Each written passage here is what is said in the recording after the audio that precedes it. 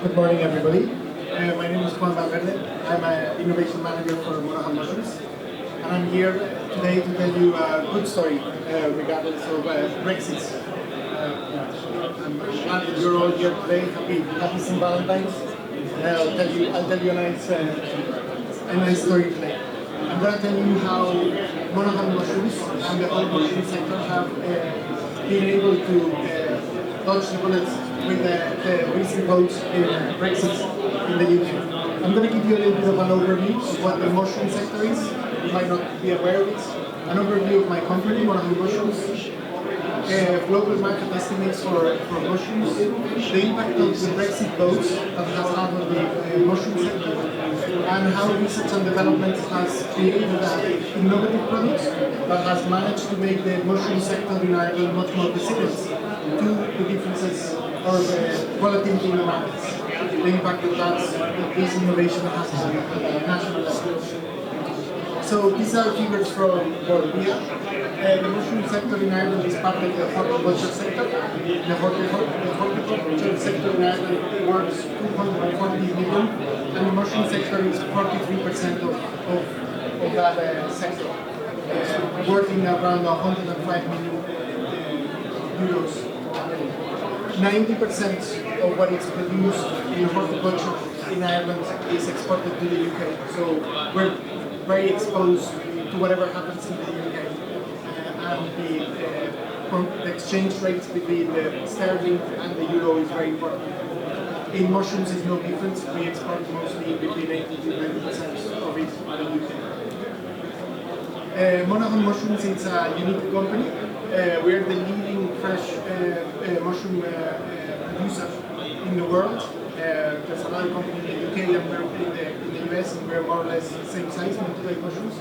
We employ 3,500 people across the world, and we operate across the whole chain supply. So for growing mushrooms, you need something that we call the mushroom substrates.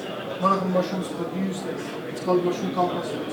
So we have 10 compost facilities, we have 13 growing farms, but we work also with external growers. We supply them the compost, they grow the mushrooms, and then we pack them in our 6 pack houses that we have all across the world. We're a global company. We operate in Canada, Ireland, UK, Netherlands, Belgium, and Germany. Our product is sold in 36 countries, and we produce, so you have an idea, 1,800 tons of fresh mushrooms per week. So that means more or less 1 million retail units of mushrooms per day. So we're a considerable size company. We are strongly committed to sustainability because mushroom business wouldn't exist if it wasn't from waste. We generate value from waste. Take chicken manure and straw, we do a compost, and we grow mushrooms from it. And we generate a waste that is beneficial for other industries. We're a highly committed R&D company, and we are very innovative. We have been the first company who has introduced a new strain of mushroom in the market in 30 years. And we are the first company to have called novel foods authorization for marketing vitamin D mushrooms in Europe and in Canada. As I was saying, we're highly committed with R&D. We have 3 areas of research: food innovation, sustainability, and fungal solutions. My colleague Daphne will talk to you about fungal solutions afterwards. And we've, over the years, been able to leverage a lot of funding at a national level with Enterprise Island, the Irish Research Council, or in the trade outreach in Europe with Horizon 2020 and FP7. But we've also managed to secure funding abroad in the UK, Innovate UK, and even from Australia, believe it or not. So the mushroom sector globally is growing, and in particular the fresh mushrooms sector is growing because mainly the perception of consumers of the health benefits that mushrooms have. Mushrooms contain a lot of bioactives that are good for your health, and consumers are increasingly being aware of this, and this is bringing the mushroom consumption up in Europe, in Asia, and in North America, which will be the main markets. There's 2 recent market studies, and they're more or less same. So this is good. The Irish mushroom sector is the 8th in the world in value, and this is a huge opportunity for the mushroom sector. But we're very exposed to whatever happens in the UK because it's our main customer. And this is what it happened in the 23rd of June of last year. The Brits voted for negotiating Brexit, and as you can see, that had a huge impact on the exchange rate between sterling and euro.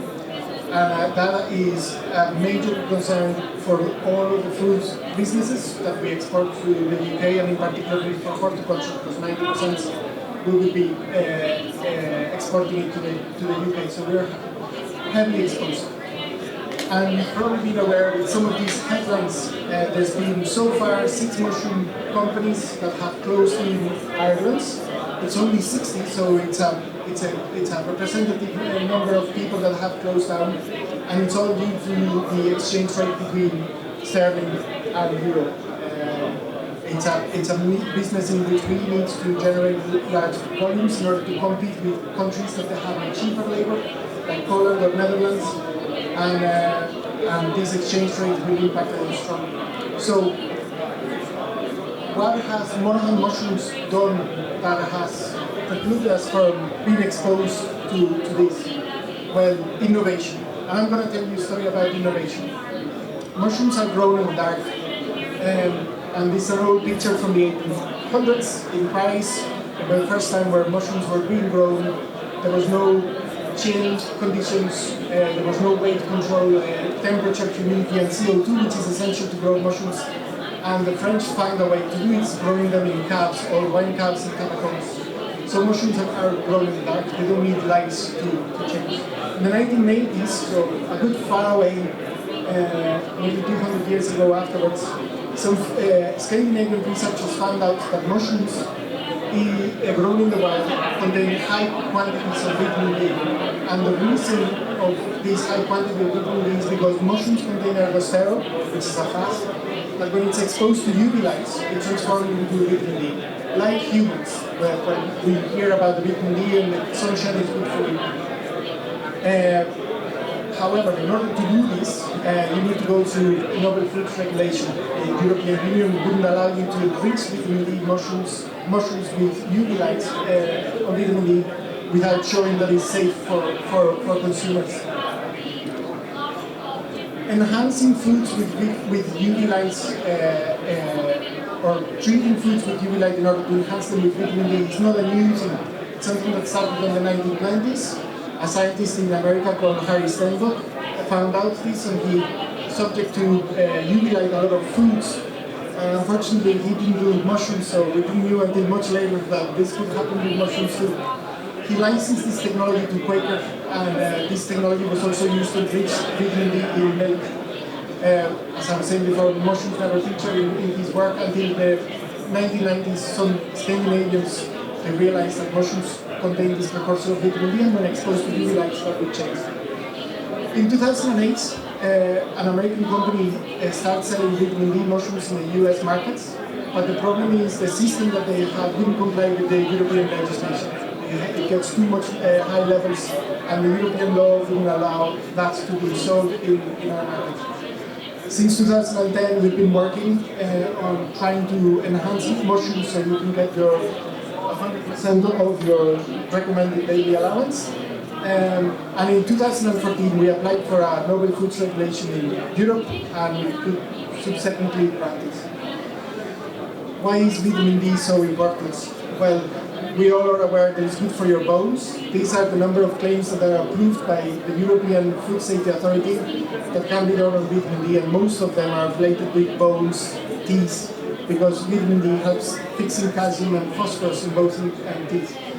But more importantly, it's very good for children because it helps developing their bones. There's been a lot of recent research, and it's been recently approved also that it's good for your muscle. So it's good for your normal maintenance of your muscle strength, and as an immune booster.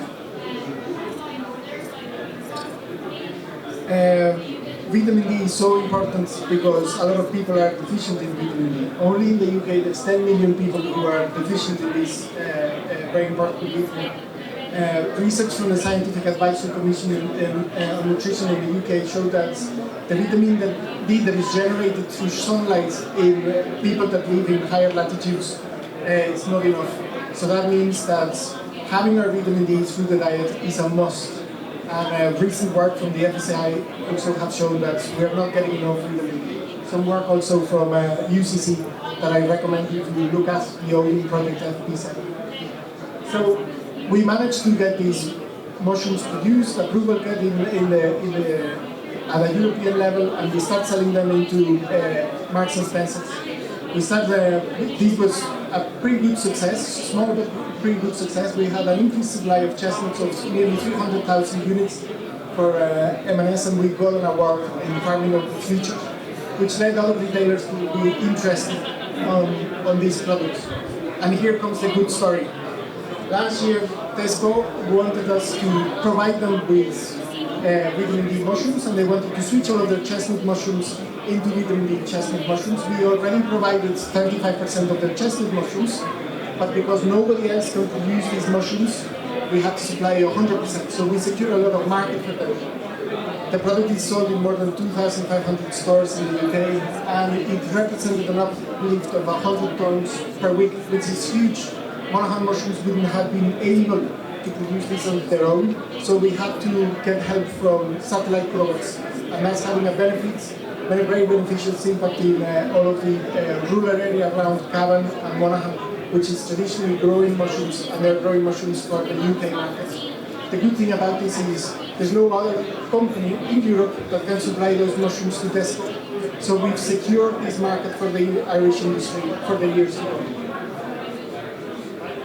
Also, this had a good impact in the media, and we've been approached by other companies of premium retail supermarket in the Middle East. As you can see the label over there, when you see that you've done a product that is pretty narrow, you know that you're doing something well.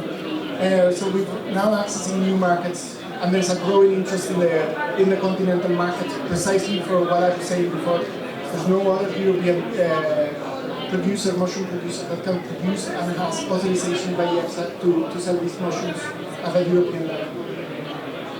In Ireland you can find it in Marks and Spencer's, but you can also find it in Dunnes Stores and Super Value, and I invite you to buy it. We've had a pretty big media impact, and we expect that this good story is going to continue. We don't know what is going to happen with Brexit in the future, but we know that innovation has done the mushroom sector more resilient for the future. Thank you very much.